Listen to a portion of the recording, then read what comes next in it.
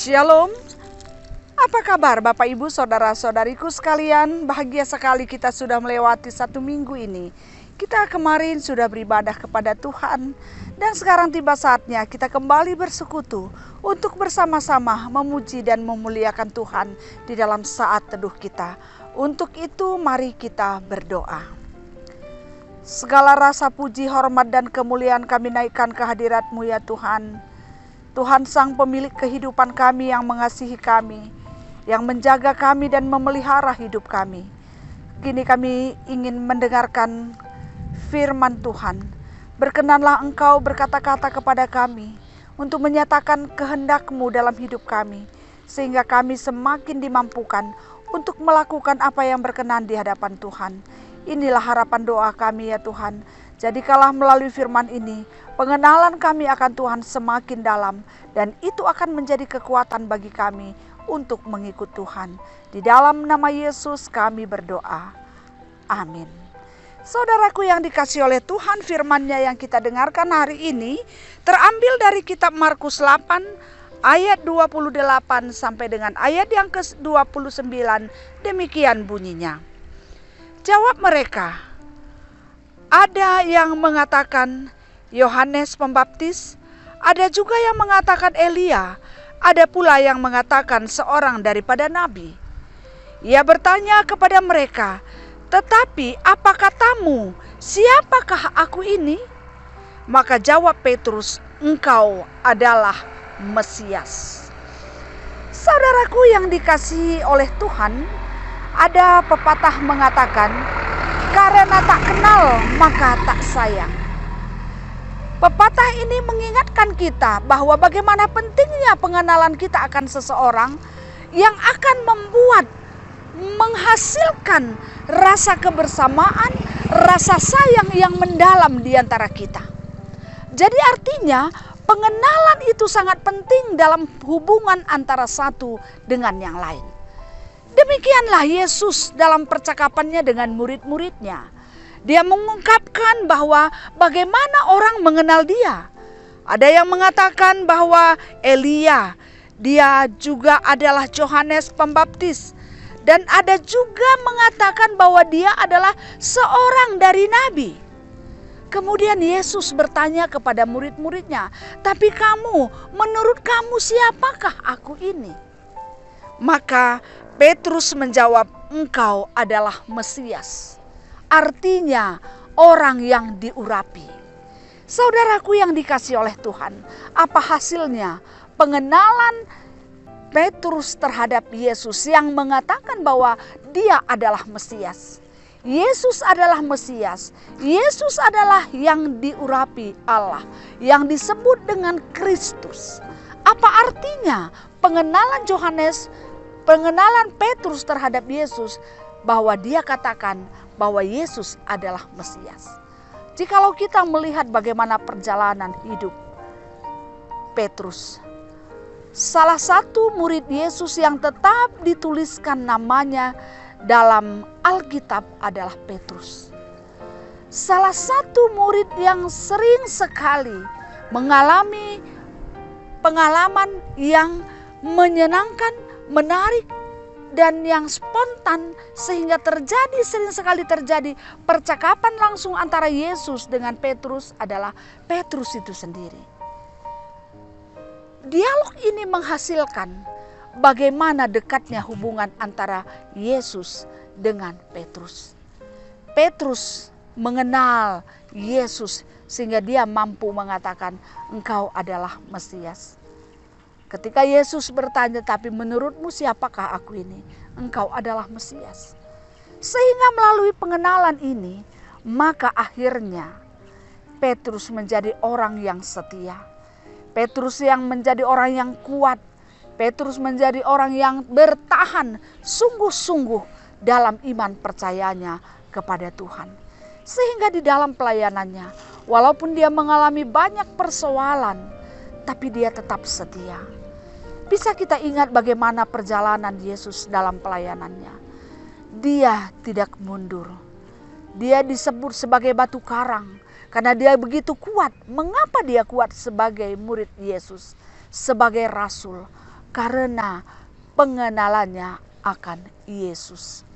Sehingga pada waktunya ketika dia menjelang meninggalnya, kalau Yesus disalibkan dengan kepala di atas, kaki di bawah, tapi Petrus kepala di bawah, kaki di atas, itu pun dia mampu hadapi karena dia mengenal Yesus. Saudaraku yang dikasihi oleh Tuhan, pengalaman Petrus ini mengingatkan kita betapa pentingnya mengenal Yesus yang kita sembah. Untuk bisa kita menjadi orang yang setia, untuk bisa menjadi orang yang taat, tulus, jujur, dan setia kepada Yesus, setia memegang teguh iman kita, setia melaksanakan apa yang dikehendaki oleh Tuhan dalam hidup kita, setia kita walaupun dalam penderitaan untuk melakukan kebaikan seperti apa yang dikehendaki Yesus. Ternyata salah satu kuncinya adalah seberapa dalam, seberapa besar pengenalan kita akan Yesus. Saudaraku yang dikasihi oleh Tuhan, menurut kita, jikalau pada saat ini Yesus berkata, menurut engkau siapakah aku ini? Apa yang akan kita jawab? Sudah bertahun-tahun kita menjadi orang Kristen. Sudah bertahun-tahun kita menjadi orang yang percaya. Sudah bertahun-tahun kita ke gereja. Sekarang menjadi pertanyaan, menurut kamu, menurut kita pribadi-pribadi, siapakah Yesus? Ingatlah, pengenalan dan pengakuan kita akan siapakah Yesus akan menentukan seberapa besar kesetiaan kita kepadanya. Seberapa besar kemampuan dan sukacita kita untuk mengikutkan Dia. Pengakuan berasal dari pengenalan kita akan memunculkan sikap hidup, komitmen untuk beriman kepadanya. Bagaimana komitmen kita untuk tetap setia kepada Tuhan, menjadi orang Kristen yang sejati, tergantung seberapa besar, seberapa dalam pengenalan kita akan Yesus. Sehingga melalui pengenalan ini kita akan mengakui Dia, siapakah Dia dalam hidup kita. Saudaraku yang dikasihi oleh Tuhan, siapakah Dia di dalam diri kita? Ada orang yang mengatakan Yesus itu adalah juru selamat. Ada yang mengatakan Yesus itu adalah sang penebus dosa. Ada yang mengatakan Yesus itulah anak Allah. Bermacam-macam pengakuan orang tentang Yesus. Itu adalah orang lain. Tapi menjadi pertanyaan bagi kita sekarang adalah, menurut kamu, siapakah Yesus itu bagi kamu? Pengakuan kamu semuanya akan menentukan seberapa besar percaya kita, seberapa besar kesetiaan kita, seberapa besar komitmen kita untuk tetap setia kepadanya. Oleh karena itu saudaraku yang dikasihi oleh Tuhan, berasal dari pengalaman Petrus. Marilah, jikalau Alkitab banyak menyaksikan siapakah Yesus, sekarang kita diajak untuk memunculkan, menyatakan, mengakui dari hati kita yang paling dalam sesuai dengan pengalaman kehidupan kita sebagai orang percaya dalam kebersamaan kita dengan Yesus. Mari kita ungkapkan siapakah menurut kita secara pribadi. Siapakah Yesus menurut kamu secara pribadi, sehingga itu akan menentukan kesetiaan kita semua kepada Yesus. Walaupun banyak tantangan, banyak suka duka yang kita rasakan untuk mengikuti Yesus, tapi percayalah, kita akan tetap menjadi orang yang setia kepada Tuhan. Dan inilah yang penting. Sehingga pada saatnya ketika badai apapun yang terjadi dalam hidup kita, sukacita apapun yang terjadi dalam hidup kita, kita akan tetap menjadi orang yang setia.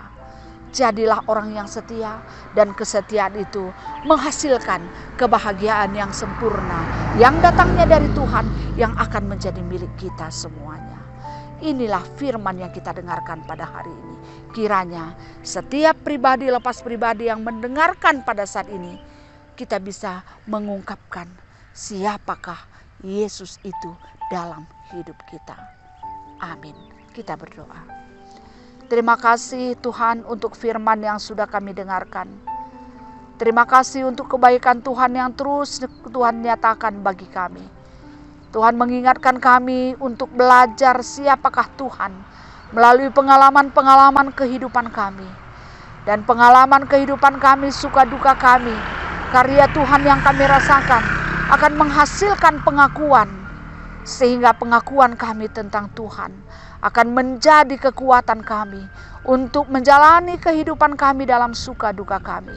Kami tetap kuat, kami tetap bisa terus berpegang teguh dalam kehidupan kami berjalan seturut dengan kehendak-Mu. Mampukanlah kami ya Tuhan, dan ajarlah kami untuk boleh tetap setia kepada Tuhan sampai akhir hidup kami. Dan pada saat ini kami terus berdoa, kami terus bersyukur atas kebaikan Tuhan dalam hidup kami. Kami mengakui bahwa Tuhan adalah Tuhan yang begitu baik dalam hidup kami. Tuhan yang begitu mengasihi kami. Tuhan yang menjadi sumber kehidupan kami. Ajari kami ya Tuhan untuk boleh tetap setia kepadamu. Setia mengikut Tuhan dalam suka duka kami. Setia mengikut Tuhan dalam segala situasi hidup kami. Tuhan ajar kami untuk boleh menyaksikan iman percaya kami melalui cara kami berkata-kata dan seluruh tindakan hidup kami.